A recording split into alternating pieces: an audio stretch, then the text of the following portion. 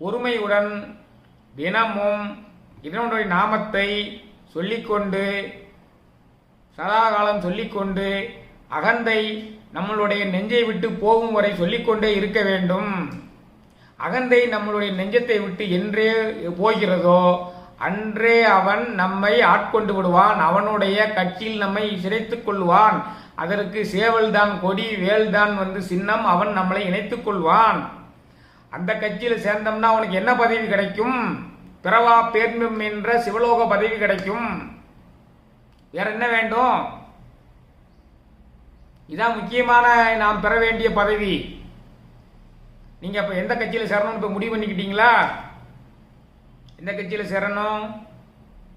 சேவல் கொடியையும் வேலையும் சின்னமாகவும் உடைய முருகப்பெருமானுடைய கட்சியில் போய் சேரணும். அதற்கு சேரணும் நாம என்ன செய்ய வேண்டும்?